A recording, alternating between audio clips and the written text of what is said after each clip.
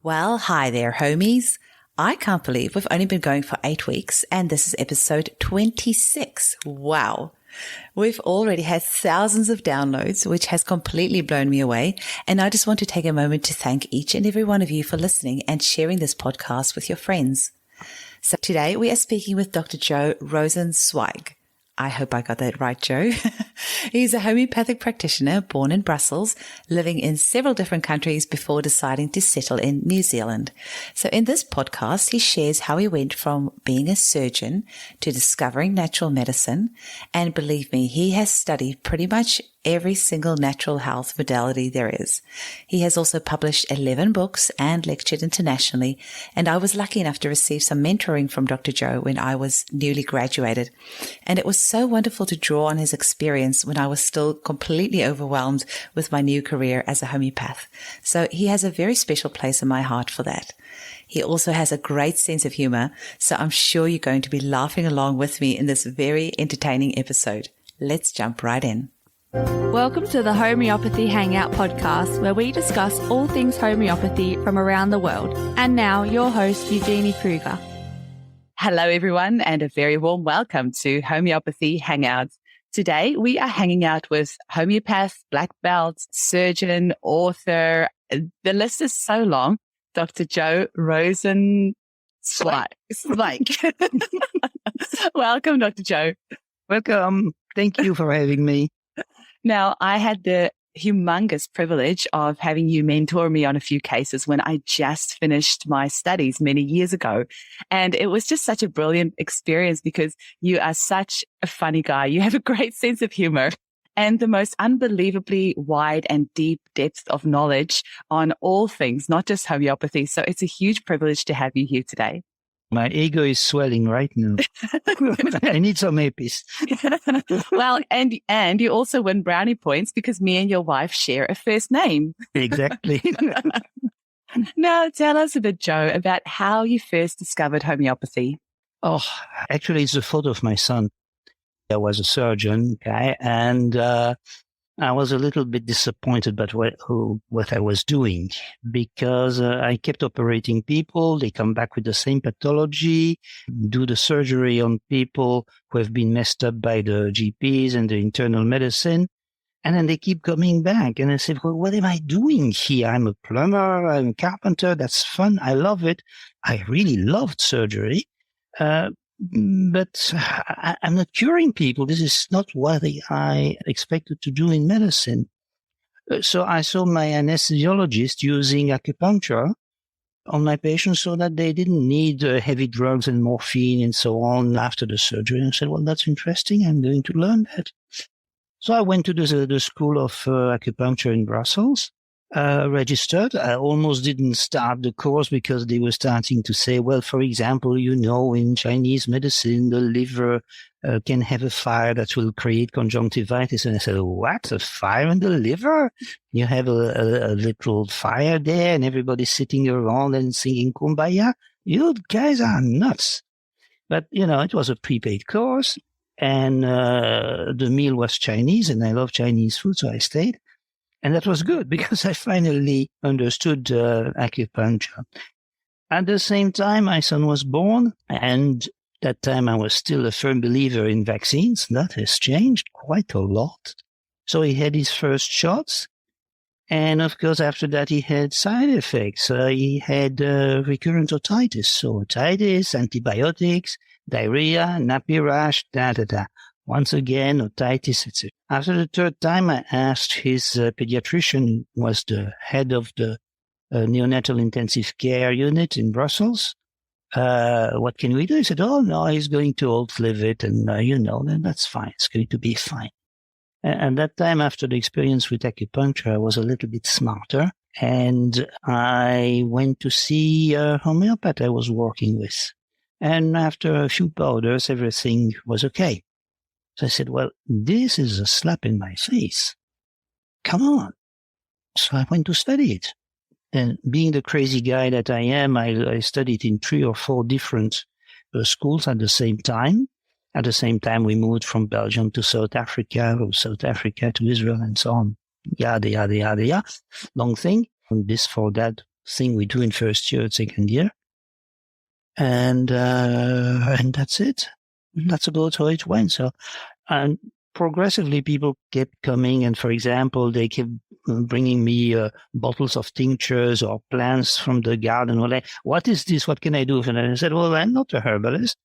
After a dozen cases like that, I said, well, okay, that's really annoying. I'm going to study herbalism.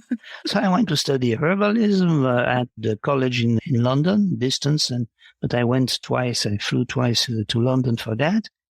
And from there into nutrition and to this and to that. When I was still in Belgium, I discovered chemotherapy, which is a big thing for me. 3 books, 1,025 pages. That's the world reference in chemotherapy now. So, and oligotherapy, lithotherapy, many forms of acupuncture, whatever, Reiki, energy medicine. Then one day I had a few weeks where none of my treatment was working.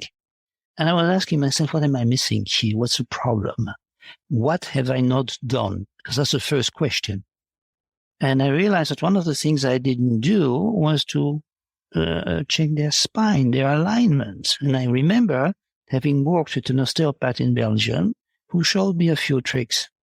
So I said, okay, well, let's call those patients back and check their spine. And indeed, there's something wrong, but because I didn't know anything at that time, I was sending them to a colleague osteopath. I clang, clang, clang, put them back, give them the same remedy, suddenly everything works. So, wow, that's absolutely interesting. The blockage exists and so on and so on. So, yeah, let's keep referring. And after a few referrals, I said, well, hey, that's just a minute. I'm losing a lot of money like that. I'm going to study osteopathy. So I went to study osteopathy, the theory of it, because there's no real school here. There's one in Auckland, but then I would have to move to Auckland for 2 years at least. But I discovered orthobionomy and visceral manipulation and craniosacral therapy, which are the things I practice actually, and I love it. It's fantastic. And all the energy medicine, I've learned to give remedy through my hands when I do an adjustment or whatever. It's absolutely fantastic. And sometimes a distance healing across the globe. I have a patient in Switzerland that I treat regularly like that. Well, that's it. The fascinating part here is that the more I learn, the more I discover that I have to learn. It makes life interesting during the lockdown. Absolutely. It's with everything that you've done, it just doesn't seem like you could do all that in one lifetime. I don't know how you've managed to achieve all you have. And this is a podcast, so people don't have the privilege of seeing the wall of diplomas and degrees and everything behind you. I can just see like well over a dozen there. You see one wall, but three walls plus the waiting room. There's 52 diplomas there. And you've actually missed all the black belts you've got as well. You've got several black belts and just two. just two, a second. It's not enough, Joe. It's not enough. But unfortunately there's no good dojos here. So I owned and I was teaching in 2 dojos, one in Israel and one in South Africa.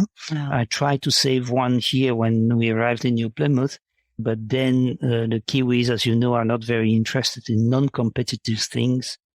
Let's either learn how to break a nose or learn how to go to the Olympics, and in Aikido we don't do that. So what I do now is on my own, Tai Chi, Qigong, a bit of yoga, weightlifting, all that stuff that you can do in your garden. Amazing. And the fact that your wife practices natural medicine, I guess, would help as well. So if you're saying, hey, honey, I want to go spend these thousands on this course or that course, I'm sure she's probably letting you go off and do that. She's not complaining. She's nothing to say. How do you manage to do all of this? Well, basically, seriously, no, it's very simple, because once you finish medical school, you know lots of things. So you don't have to go through to the anatomy, the physiology, the differential diagnosis, the stage here, the stage there, the apprenticeship, and learn how to take a blood pressure and so on and so on. So you go only to the clinical things and to the materia medica and to learn those things. And I'm following my quasi-guru, Albert Einstein. He said, when he was asked, how do you remember all those formulas? I said, I don't remember any. Why should I bother remembering when they are in a book? So it's the same thing. You ask me, can you tell me the materia medica, pulsatilla? I will say, well, 2 sentences, but I don't know at all. When my pulsatilla comes on repertorization, I reopen my materia medica, check that. Yeah, that's correct. That's the remedy. Oh, no, that doesn't fit. I have to find something else. So I don't try to encumber. You build on something as long as you have a wide basis. And that's why I try telling to students that ask me how to do it. I say, well, if you have time, go to a big thing, go to a reputed school of naturopathy, for example, like the Baylor College in the US or Canadian College of Natural Medicine, or go into medicine, but that's too much for you guys. Become a registered nurse and a nurse practitioner. You can do that. And then you have such a good basis that you can understand all the rest. You can do a conventional diagnosis, but then you have to learn also the other form of diagnosis. I use a lot of Chinese medicine diagnosis, and I'm planning to start the embryo of the beginning of understanding Ayurvedic medicine, because that is something I use the remedies, but in the Western way. So that is the plan. Now, on top of all this ridiculously huge amount of professional development and over the years, you've also written several books. Yes, I got 11. 11. I just published the 11th. I'm rewriting one, but that will be the number 12. Number 13 and 14 are in my head and they're boiling already. Amazing. Now, I know these books are all written specifically for practitioners, and this podcast is obviously for the general public, but can you still give the public just a rundown of the books that you've written and maybe an idea of how us homeopaths can use your books to help our clients? How the homeopaths can use them is simply by reading them. It's not a joke. It's simple. It's make bioprofessional for the professionals. And as I tell everybody, if you don't understand something, I'm just an email away. So that's very simple. So the major book, my legacy to medicine, is the Fibonacci series. Okay, that's one book that encompasses about 15 years of practice, more than 2,000 cases of my own. And I wrote the first thing about 10 years ago, and another one, an upgrade 6 years ago. And since then, I have nothing to change to it. So this is established. It works that way. So that's the basics, okay? The other one that is important, I think, is the third millennium homeopathy, the early decades. And that's where I show my concept about constitution, core, miasm, and explanation on all those things and the change in the names. I'm discarding the word and the concept of miasm. I replace that by something else that it's based on genetics, because we have to be with the modern science. So when you talk about miasm with a conventional practitioner, laughs in your face. And there's a good reason for that. But when I start telling them, okay, well, it's based on genetics, on epigenetics and things like that, they start listening or running away because they don't understand. So this is a big book. And then the next one is one of my babies. It's about gemotherapy. Gemotherapy is a form of herbal medicine that I started using when I was still in Belgium. It was not very well developed. It's a small booklets by Paul-Henri, Teto, Bergeret, and all those people. But it's an absolutely gem. So I've changed it. I transformed it into dynamic gemotherapy, because in it, I'm including the materia medica and the experience of all the other things that are not herbal. So, for example, in Crataegus, I used homeopathic Crataegus, but also the knowledge of herbal Crataegus, the one by the Campo, the Japanese materia medica, the Chinese materia medica, etc., etc., etc. So that one is 3 volumes. It's called Dynamic Gemotherapy, Beyond Gemotherapy, Volume 1. This is the materia medica and some theory. Volume 2, that's more theory and the repertory. And now the latest that I've published, Volume 3, this is an A4 volume, which is a textbook of clinical dynamic gemotherapy, in which I take every system separately, cardiovascular, respiratory, digestive, and so on and so on, and pathologies that have been treated or could be treated through gemotherapy, and show them how to do that. So it's extremely practical. And that's it. So there's a few more. There's elementary nutrition for homeopaths, elementary nutrition for a health practitioner. That's the same book, the same nutritional content if you want. But I've removed all the homeopathic talk because some colleagues that do not know, do not accept the existence, the reality of homeopathy. Well, therefore they can do that. I have one book about, homeopathy through the Chinese looking glass, where I teach how to use pulse and tongue in order to reach diagnostic and a kind of a remedy, classification of remedy. This is one that I have to rewrite completely. What else do I have to do? Oh, of course. I keep forgetting that one. Many years ago, I wrote this one, organotherapy, drainage and detoxification. There's a course on that, an online course. There's an online course on dynamic gemotherapy too. And I'm rewriting organotherapy, drainage and detoxification. And that's going to be huge. That's going to be huge because I'm including absolutely everything into it. And it's absolutely fascinating. And another one is, how do I call that? Yeah. You've written many books when you have trouble recalling the names. I just don't remember. It's called Dynamic Somatostructural Integration. Okay. It's the Ikebana of manual medicine. The manual medicine simplified with explanations. And that has irritated many osteopaths and many of my teachers in autobionomy and visceral manipulation, where they say, well, Joe, we don't need that. The science, no, we go with a sensational feeling. I say, well, that's fine. I do the same. Yes, but I like to understand what I do. Absolutely. I probably forget a few. That's okay. Now, something that I find just truly inspiring is how you have created your own homeopathic potency series. Now, we have a book club with some of the mums in some of my clients in my group, and we were going through Amy Lansky's book, Impossible Cure, because it's just such an easy read for somebody who's completely new to homeopathy. It tells them about all the principles and the different methods of prescribing and what homeopathy is and history of homeopathy and all that. So we just did chapter 2 last night and it started talking about potencies. And I said to the ladies, well, you're in for a treat because in the morning I am interviewing Dr. Joe, who developed his own potency, because one of the questions that came up from the mums was, why does it jump from 6 to a 12 to a 30, then to a 200 and a 1M? And who made this up? And I was like, it's just completely random, but Dr. Joe will answer all your questions. So go for it, Joe. The floor is yours. How many hours do we have? Because I'm doing webinars on that. It's a 5-hour course. Okay. Maybe condense it down to like 10 minutes if you can. Read my book. Well, for the public, for the mums in my group who are doing this it's book very club. simple. To answer that question, who invented that? It's Kent.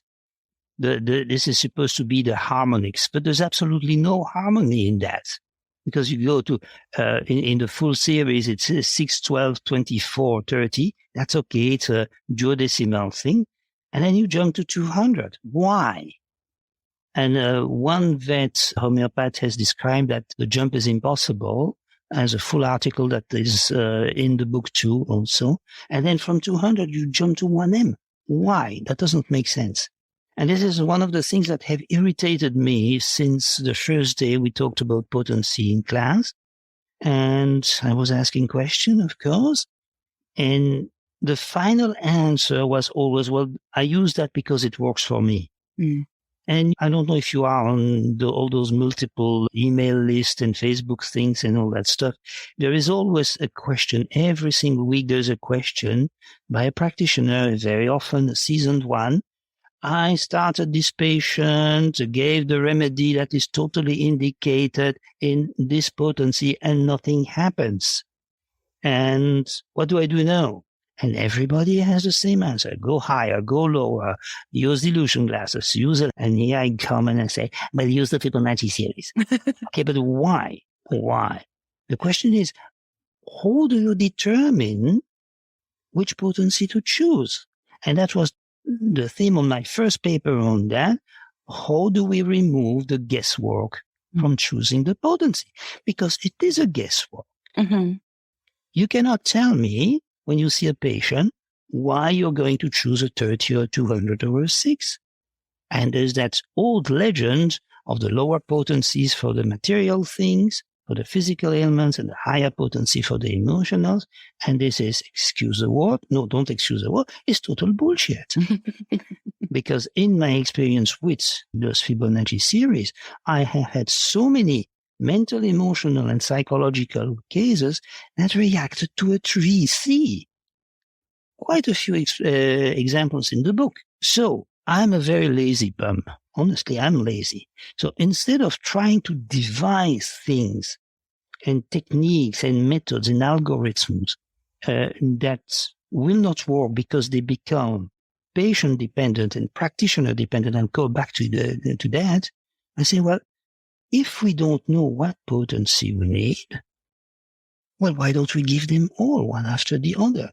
And that's not new. That's what Hahnemann did with the LMs.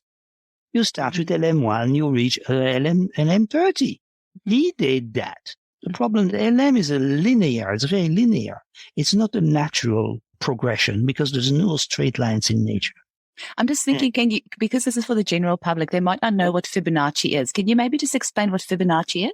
Fibonacci is a mathematical series. You know that spiral, okay, that you see in the broccoli, in everywhere, in the snails, and shells, and so in the shells. Mm-hmm. Thank you. And it goes from 0 to 1. 1 plus 0 is 1. 1 plus 1 is 2. 2 plus 1 is 3. 3 plus 2 is 5. 5 plus 3 is 8, etc., etc. So that spiral is an exponential potency that grows, but builds on the previous one. Mm-hmm. You cannot go directly to 144 because it's a potency in the air like that. It has no basis. Okay, so that's a natural progression which you find everywhere in nature, mm-hmm. in plants, in everywhere. There's plenty of illustrations in the book. I want you to learn. Do you recall how you came upon that? Like, was that like an aha moment? Absolutely by chance. And actually, I was torturing my mind, and I came across the movie, The Da Vinci Code. Ah, yeah. The Da Vinci Code. Yeah. And at the beginning, he has to open a secret cylinder that contains a message, but he has to find the numbers. And he thinks, and who is this guy? And say, oh, I'll try the Fibonacci series. Clank, clank, clank, clank. It opens. I say, what the hell is Fibonacci series? So, Fibonacci. Oh, but that's interesting. And here was the correlation. Fibonacci series is a mathematical progression that is everywhere in nature. Homeopathy is a natural therapy. Let's put both together, and it answers my question. How do I go through each and every potency in a progressive way by starting low at 3C, not at 0, and continuing up to 233. Stop at 233 for practical reason, and because the mathematics of that say that because it is exponential, when you get to 233, you have gone through all the potencies from 3C through 18 billion trillion C. Okay, try to do that by hand. Mm-hmm. Okay, it's impossible. Yeah. There's not enough water in the universe to do that. Mm-hmm. Right? And that has proved excellent. It makes so much sense. And, I always feel that it doesn't matter what the question is, the answer is always in nature. And even if we look at structural designs of buildings or design of helicopters or anything, the answer is always in nature. It doesn't matter what it is, really. You will find it if you go outside and if you look, you'll adapt that to your profession. Mm-hmm. That's exactly what I did. So that was simple relatively. I had to convince Mike at Similimum to start doing it because to run one remedy to all the 10 potencies by hand. It takes 24 hours, a full day of work for a technician. So at the beginning, it was very reluctant. I said, please do it. And the remedies cost about, $6 or $10 each. So it's not like it's a particularly profitable business for him. Well, at the beginning, he said it will cost you $1 per potency. So that means that the patient that was to receive a 233 would pay $233. So at the beginning, the first few months or years, I limited myself up to 89. And then as Mike saw that, it starts going around and goes, I have orders for all over the world. So he dropped his prices and I increased my potency. And, at the end of the day, even if you were to pay $233, it's still a lot cheaper than what people pay in supplements. Like I just look at some of my clients that see a naturopath as well. Yeah, and they will walk away with $1,000 worth of supplements every single month. So I think it's a good investment. Yeah, but remember one thing, it's a psychological material investment. You go out with something in your hand. With a prescription, you take a few powders or a few pills or something, and you don't know what will be the result. You have no idea. And that's kind of a little bit in the air. So at the beginning, I had to explain them what I was doing and would they be so nice to participate to that experiment and so on. And I cannot give them the remedies for free as I should from an ethical point of view, but I cannot afford that. So many of them agreed and they had good results. And that was it. Nowadays, Simillimum sends all over the world, as you know. Yes. I think, are they the only pharmacy in the world that does that? No, quite a few others are starting, that are charging an arm and a leg. Helios is charging you so much. So what I do when I need something that we don't have in New Zealand, I order a 3C from Helios, which is pretty cheap. I give it to Mike and he runs the whole thing. And that's it. Simple. This whole Fibonacci series is just so sophisticated, and I hope homeopaths catch on very quickly, because even the LM potencies, the 6 organon wasn't released until I don't know how many decades after Samuel Hahnemann, the founder of homeopathy, died. And so by that time, most homeopaths were already very stuck in using the C potencies, and it took many years for them to start using the LM potencies. So I hope in your lifetime, Joe, that everyone's using Fibonacci series, but it might take a little while. But I do think that we are creatures of habit. So it is hard to come out of that way of prescribing that we were taught. But I think the more that we are taught the Fibonacci series and prescribing in that manner, I do think it's going to be revolutionary. I think it might take a little while to get people out of their habits. But I love what you've done. I love that you found the answer in nature. And I love that it makes so much sense. Are you using the Fibonacci potency? I am not. Like, once again, pure laziness and pure just... Consider yourself spanked. Yeah. No stand in the corner. I have used it when you were mentoring me. I have used it. I did have good results, but then I just fell back into the ways that I was taught. So it is tricky. Look, I know you're a very successful homeopath locally and internationally now, but please start using the Fibonacci and you will see the difference. There's only one problem from what I see in the background there. You have all your bottles and all the remedies in each one in 3, 4, or 5 different potencies. To try to stock 100 or 200 or 500 remedies in all 10 potencies, you need to build an annex or another farm on your property. So use simply what I do. You send a prescription to the pharmacy. The pharmacist sends it directly to the patient. No intermediary, no money exchanges. I have a problem selling things to people. Oh, that comes from my medical background because that was totally forbidden, of course. But I cannot put supplements or drugs or whatever or remedies in front of the patient and say, you have to buy all that. Because nobody's going to refuse, but maybe they cannot afford it. So when I need them to have supplements or whatever, I send them to the health shop. And if it's too expensive, because I tend to select a few supplements that I like, but they are not the cheapest one, the health shop calls me and say, look, it's too expensive for them. What can we do? So, okay, what do you suggest? What do you offer? And it's a question of ethics, but absolutely. And that's the way. But please try to use it and then publish your cases, because that's the only way to propagate the thing. Well, you have definitely re-inspired me. Oh, good. So I'm wondering, Joe, do you have a few cases that you could maybe share with us, and maybe specifically around anxiety, if you can, because I know a lot of families are so affected by lockdown. And in New Zealand, I think you're still in lockdown. Has it been about a month now? Or not in New Plymouth? It depends. Auckland and Waikato are level 3. We are in level 2. And the Delta is progressing. So who knows what's going to happen. Yeah. But the anxiety, the problem is that there's a good reason. There's a physical thing for the anxiety. And we always say try to remove the cause. So we're not going to remove the Delta virus. We have to learn to live with it. So to remove your anxiety about your COVID, first of all, is to take the preventative measures. All right? Look, if you go on my website or on my Facebook page, there's an article that I wrote there that is called The Viral Panic. Okay? It's free from the download, etc. There is lots and lots and lots of information on what to take to prevent that. Let me give you a case related, a child with ADHD, okay? It was, when I saw him, he was pretty young. That was years ago. He was about 8 years old.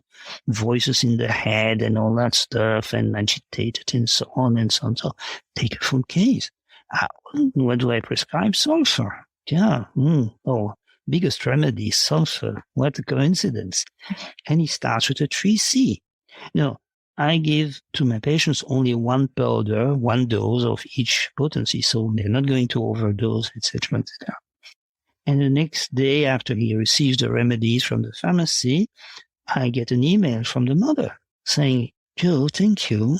My kid just came in and said, well, tell Joe that his remedies are working. I just took the powder that you gave me, and whoosh, the voices stopped in my head. Okay, so that's demonstration that a 3C, lowest potency we use, works for emotional, psychological thing. Of course, we had to finish the series, and then we had other layers that we had to remove, the vaccines, etc., etc., etc. But that's a demonstration. That is pretty amazing, because that is not how we are taught. Conventionally, we'll say, if there's mental, emotional aspects to the case, you would start with a 200 or maybe a 1M or a 10M. So that's very interesting that you started with a 3C, and it does boggle my mind with my 4 years of full-time training on homeopathy. So when you're saying this, it really challenges the way that I was taught, but yet you have the evidence in your clinic. So obviously it is working, which the challenge is very simple, because we have been told to decide based on our knowledge and on our understanding of the patient and our wrong premises, what potency to give to the patient. But it's the patient, it's his physiology, body, mind together, that knows what potency, or which potencies he needs. And we have no way to know it, because what is your baseline? What is your 0.0? How he was before, you don't know if how he was before was normal. How you feel, it depends on how you feel that day. If you had a bad night, you're going to feel down. So everybody is going to feel more energetic than you. Oh, well, let's give them a high potency. But there's another school that says the opposite. If they are very energetic, we have to give them a low potency. Which school is correct? None of them. We cannot guess what potency to give. And the only use I have now for those conventional potencies, which I have quite a few in my drawers, is in case of acute or emergency. And in case of acute and emergency, any potency is going to work. Some in one dose, others with repeated dose. And I demonstrate that in one of the chapters of Third Millennium Homeopathy, which is on sale at www.lulu.com. So it's Lulu, hey, Lulu? lulu.com. You can find them all there. Excellent. So, we are told by our teachers and by homeopath, be an objective practitioner. Okay, no preconception, no preconceived ideas. Or the patient will need that. He looks like an elephant, therefore we'll give him elephant. All those new things that okay. No comments on that. But we have a preconception because we know that we are going to use a 6 or a 30 or a 200. No, that's a preconception we have to abandon. So how do you do? Muscle testing? I learned that. I tried it. I always have overridden all my patients. The thing I had in my mind was always positive. And it was demonstrated to me that it is wrong because it was wrong. Mm-hmm. Pendulum, same thing. I can agitate a pendulum in front of you, would be in a helicopter. But it gives my answers. Okay? So be lazy. 3, 5, 8, 13, blah, blah, blah, blah, blah, blah, blah. There's a system, and you adapt that system using dilution glasses the same way you were using that for the 5th organon, from the 6th organon, same way you do that with LMs, to what the patient needs. If you feel that the patient is very fragile, well, I put them the powder in one glass, and then we do 5 dilution glass, and you take 1 drop from the 5th glass. Mm-hmm. Takes me about half an hour to explain it to them. At the end of the day, it's very safe. Mm-hmm. I might just quickly interject there for a second, because I know that our listeners are not going to know what you're talking about. But what Joe is saying is that we have ways of making the remedy just that little bit gentler. Now, we don't have side effects with our remedies, but we can have what's called aggravations, where your vital force is bringing up the symptoms, basically bringing it to your forefront of your mind so that it can tell you, hey, just so you know, I'm busy working on this right now. Remember this issue that you had? I'm just bringing it up so we can cure it.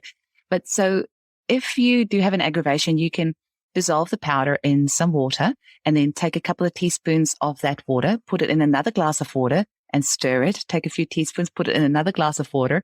And then you can take a teaspoon of that last glass as one dose. And that's one way that we use for very sensitive patients. I haven't had to use it often, just a couple of times where I've had clients who were so sensitive to the remedy, and we just diluted it, and it really helped to minimize their aggravations. Can I interject on that? Yeah, please go for it. I thought you might have something to say. I recommend that you use the dilution glass not only to the sensitive patient, mm-hmm. but of course when they have physical pathologies. Yes. You don't want the slightest aggravation in somebody that can do an asthmatic status asthmaticus or status epilepticus, or people who have a pathologically high blood pressure or very, very bad angina pectoris. So you give them whatever it is. And also when there are deep emotional things, which you can determine by the Chinese pulses and the examination of the tongue. Mm-hmm. When you do that and you feel that there are very deep emotional things, go for the dilution glass, because you don't want everybody to break up at home and have the old anger coming up, and you have to hide the knives and the hammers. This is terrible. Okay? And that's it. But it works extremely fast, as long as you have the correct remedy, of course. If you don't have the correct remedy, you can try until tomorrow or until the cows go home. It's not going to work. The first thing, the most important, is to have the correct remedy, or also to prepare your patient, because very often correct remedy will create, for example, a symptom of detoxification. But if your liver and your kidneys and your colon and your skin are not ready to eliminate all that, what you have is a sudden poisoning of your patient, because everything is going back into bloodstream to be eliminated, and then it's not eliminated. So it has to go back again. And that's why people who go for a detox and go in the pharmacy or the health shop and go and take from the shelf detox for the liver and say, oh, it has made me so much worse, I'll never do that again. Well, that's obvious. The plants were good, the herbs were good, the combination was good. It did do its job 100%, but the patient was not ready to eliminate. So you have to prepare your patient by changing their nutrition, by treating their liver, their kidney, at least that. And then you have to detoxify them, remove the previous drugs, remove the heavy metals if there are any, and so on and so on and so on, which is completely described in all my books. Therapy, drainage, and detoxification. I do have that one. and nutrition. So, Joe, what do you think somebody can do to prepare themselves for an appointment with a homeopath? Like, how can they get the most out of their consult? What do you think is important for the client to know before they see the homeopath? Just sit down and don't be shy to tell everything. That's all. That's all. If you go to a homeopath for, say, an ingrown toenail, which is possible, be ready to be asked about your emotional past and who trod on your foot when you were 5 years old and you have never forgotten that person and you're still angry and so on and so on. What somebody has to know is that homeopathy, like all the rest of natural medicine, and conventional medicine should be there, is completely holistic with a W. We keep saying that we don't treat the disease, but we treat the patient. That's not always true, by the way. But everything, every symptom, every disease, every pathology that we have, unless it comes from a poisoning or an accident or something, is a kind of a message of the inner body, mind, telling you, hey, I've got a problem.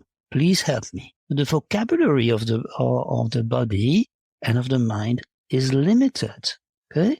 You have emotion while you kind of have chest pains. Now you have to make sure that your chest pains is not an acute myocardial infarction in progress or a cancer of the esophagus or this or that. That's why you have to have a diagnosis before you start peddling your remedies, because the remedies will work, but they will be just symptomatic, not curative. You have to know what's going on. But then you have to address the emotional thing that causes your chest pain. And to give Cactus grandiflorus is very effective.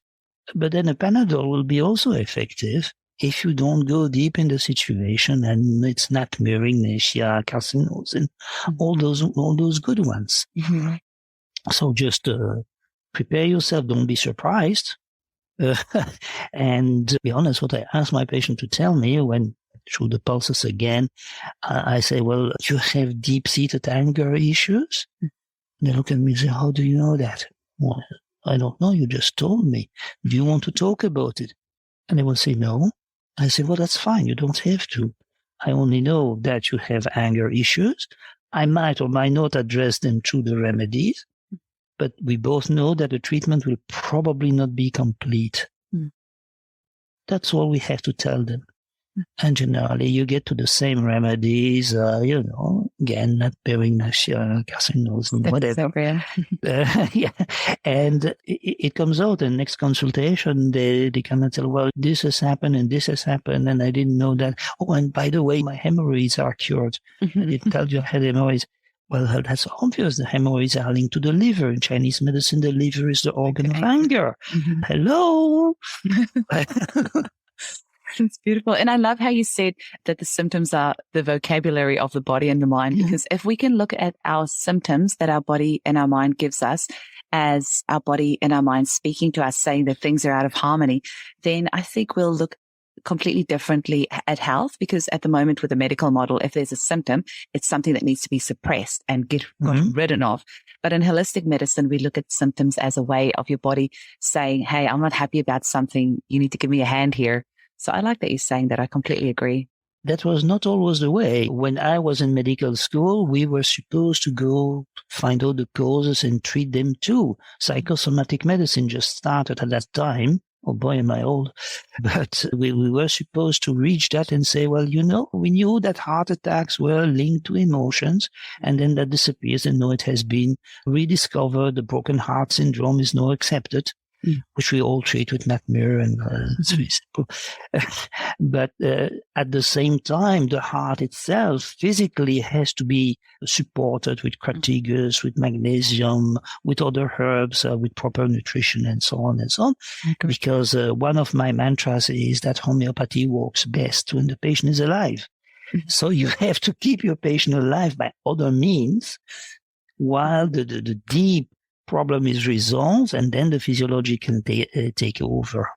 But we are in a situation where people wait and wait and wait, or are suppressed by conventional symptoms, by conventional medicine, which Sometimes it's absolutely necessary and very helpful. There's kind of anxiolytic and antidepressants that prevent people to go from committing suicide. That's a good call. Good call. But otherwise, the rest, it has become a kind of a suppression thing here. And we have to work against that. And that's a problem. Absolutely. Because we have to detox them from their drugs. Mm-hmm. Absolutely. So, Joe, how do people get hold of you? Can you give us some of the places that they can find you? Well, I have a website, which is naturamedica.co.nz. Natura Medica is the name of the clinic. Mm-hmm. It's Latin for natural medicine. I have an email. I think you have my email. Yes, I can link it all in the show notes. Yeah, you can leak that. Mm-hmm. My books are self-published. Mm-hmm. That's why they cost a lot less. Mm-hmm. And it's on lulu.com. Mm-hmm. And, well, that's about it. I'm in the multiple Facebook discussion things, where I put my sarcastic and cynical remarks all the time. And that's it. And for the colleagues, well, as I say, I'm just an email away. Mm-hmm. You are amazing with your emails. Like I have, definitely called on you a few times over the years. And I don't know, do you ever sleep? Yeah, all the time. I'm actually sleeping right now. Now, I like to end the podcast on a little bit of fun by asking our guests what their 3 favorite remedies are for themselves and why. The 3 remedies that you could never live without. For you personally. There's no remedies I can live or cannot live without, because every time I need a remedy, it will be different. Wrong person to ask that question. I had a feeling that might be the case. You can ask me what remedy would I take if I were stranded on a desert island. Well, obviously arnica. But that's about it. And that's about it. No, you know that. Joe, I was not expecting a standard answer from you anyway. No, so never. Nothing is standard with me. Oh, it was such a treat getting to chat with you today. Thank you so much for your time, and thank you for sharing your never-ending knowledge with us. And I look forward to us speaking again soon. Yeah, you're very welcome.